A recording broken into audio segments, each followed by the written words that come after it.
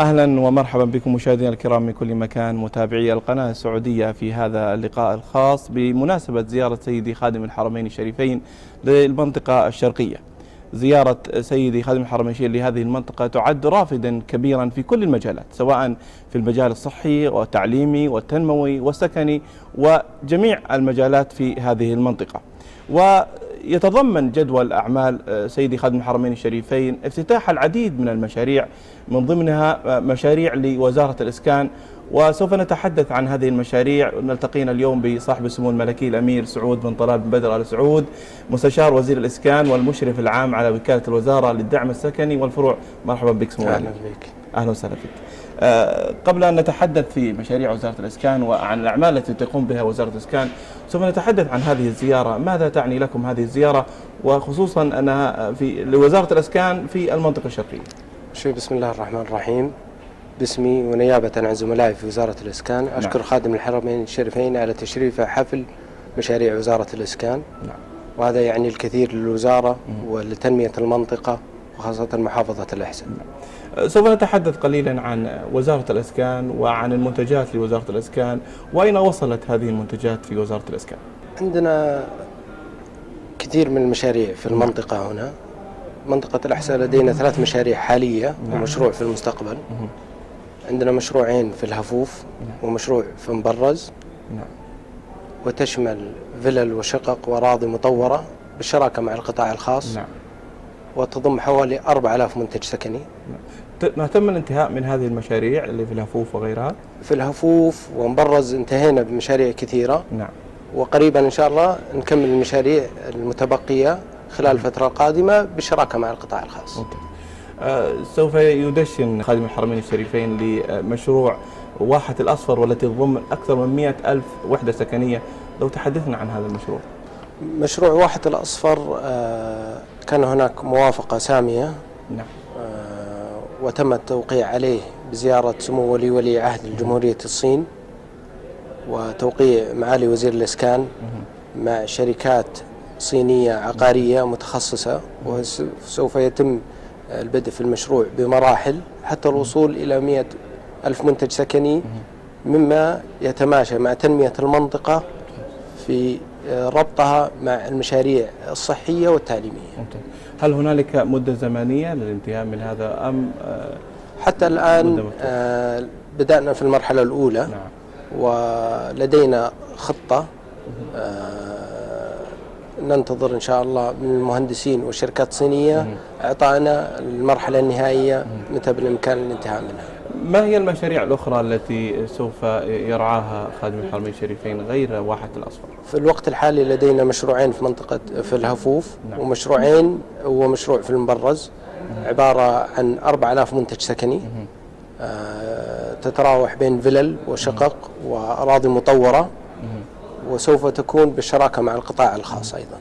صدر في الآونة الأخيرة العديد من القرارات من مجلس الوزراء داعمة لوزارة الإسكان، وأيضا فتحت فرصة أكبر للمواطنين لبعض الشرائح التي لا تستطيع التقديم سابقا على طريق الموقع والاستفادة من هذه. ما هي نتائج هذه القرارات لوزارة الإسكان؟ القيادة دائما تدعم وزارة الإسكان في تغيير الأنظمة مما يساعد المواطن للحصول على السكن الملائم. ممتاز.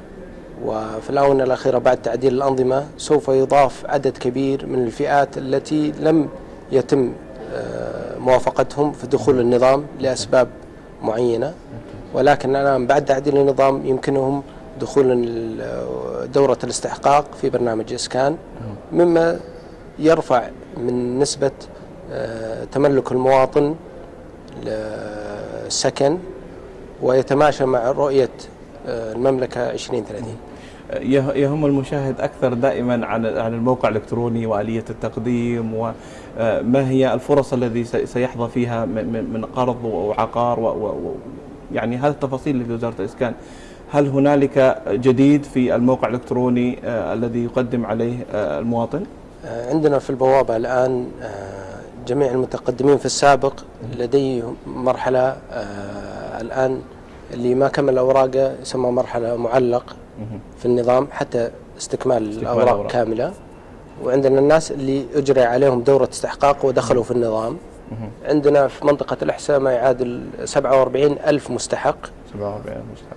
وهذا العدد الوزارة إن شاء الله سوف تقوم بجهود لتوفير السكن لهم والمستقبل في أرقام أكثر إن شاء الله مع دخولهم للنظام.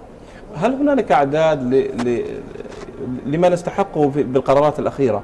هل هنالك أعداد لمن قدم عن طريق المواد الإلكترونية أو لسه لم يتم الإحصائية؟ حتى الآن لم يتبين، لكن خلال الفترة القادمة يمكن أتوقع خلال الأسبوعين القادمة سوف تعطينا مركز الإحصاءات كم الأعداد أو الفئات اللي دخلت إن شاء الله.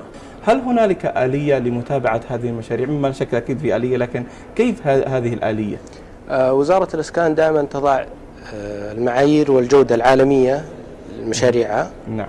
وأيضا لدينا في الوزارة كفاءات من المهندسين السعوديين يقومون بجولات ومراقبة ميدانية لجميع المشاريع للتأكد بوضعهم وانتسابهم للمواصفات والمعايير التي وضعت من الوزارة.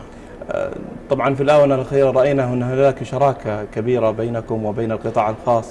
ما مدى هذه الشراكة وماذا ستنتج من هذه الشراكة لتسهيل تقديم هذه الوحدات للمواطن؟ شراكة مع القطاع الخاص أولا يساعد في رفع الإنتاجية للمنتجات السكنية، وثانيا يساعد في السرعة الزمنية لضخ المنتجات في السوق، ويسبب توازن اقتصادي في سوق العقار. وأيضا دائما الشراكة مع القطاع الخاص يسبب التنافس بين الشركات المحلية والدولية. القطاع الخاص كما نعلم دائما أنه فيه الربحي، ويعني المواطن دائما يخاف من يعني زيادة الفائدة في القطاع الخاص. ما مدى يعني آليتكم في هذا الجانب؟ تم التفاهم مع كثير من الشركات اللي وقعت في السابق ويمكن كثير عندهم اطلاع عليها. فتحنا منتجات من مبالغ أقل من المعتاد وما يستحقه المواطن من الدعم السكني. صار في شروط معينة على الشركات أنهم ينزلون بالأسعار على حسب المنطقة وعلى حسب البيئة اللي هو فيها. يعني تقاس على حسب المنطقة والعقار كم قيمته؟ والعقار والمنطقة نفسها، أهم شيء المنطقة والبيئة التي يضع فيها العقار. يعني ليس هنالك أسعار محددة لكل المناطق، وإنما بناء على مفتوح. وهذا أهم شيء مع الشراكة مع القطاع الخاص، أنه يسبب التنافس الشركات على إعطاء الجودة العالية والمواصفات المطلوبة من الوزارة بأسعار منخفضة. طيب آلية المتابعة لتنفيذ مثل هذه المشاريع للقطاع الخاص، كما نعلم أنه ما تنفذون أنتم لا شك فيه أن هنالك متابعة جيدة منكم، لكن القطاع الخاص كيف ستكون آلية المتابعة من قبلكم؟ الوزارة دائما تضع المعايير والجودة العالمية في جميع مشاريعها. وأيضا لدينا نخبة من المهندسين في الوزارة يقومون بجولات ميدانية ومراقبة المشاريع، أيضا من المشاريع الموقعة مع القطاع الخاص، للتأكد بوضع الآليات وتأكد من وجود المواصفات المطلوبة من الوزارة. سمعنا قبل قليل أن في واحة الأصفر أن هنالك شراكة بينكم وبين دولة الصين. هل هنالك شراكات أخرى لبعض الدول ولا مجرد الصين؟ إن شاء الله الآن تحت الدراسة مجموعة من الشراكات. طبعا دائما نعطي حنا الشراكة مع الدول الأجنبية لأنه إذا لديهم شيء يضيفون زيادة. هل هنالك اهتمام بالطراز العمراني للمناطق؟ يعني مثلا منطقة الحسا لها طراز عمراني يعني خاص، وجدة نفس الكلام، والرياض. هل الإسكان تهتم بهذه التفاصيل البسيطة؟ صحيح.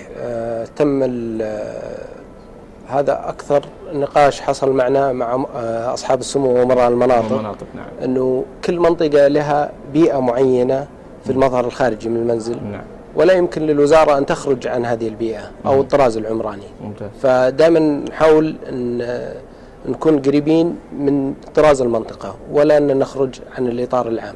في الآونة الأخيرة سمعنا في بعض الصحف أن هنالك تمويل للقطاع السكني من القطاع الخاص بشكل كبير جدا. هل هو هذا الكلام يعني ثابت صحته، وأن هنالك دعم لوزارة الإسكان من القطاع الخاص؟ تم الاجتماع مع مؤسسة النقد ووزارة المالية ووزارة التخطيط، وهذا التوجه إن شاء الله أنه كثير من التغطيات تمويل الإسكان سوف يكون من القطاع الخاص. من القطاع الخاص.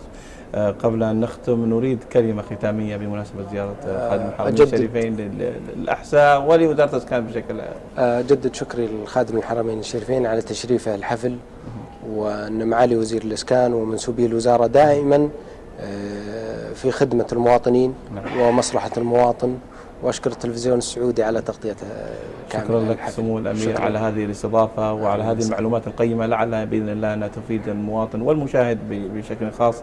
شكرا لك. يعطيك العافية. مشاهدينا الكرام، نوصل وإياكم نهاية هذا اللقاء الخاص مع صاحب السمو الملكي الأمير سعود بن طلال بدر آل سعود، مستشار وزير الإسكان والمشرف العام على وكالة الوزارة للدعم السكني والفروع.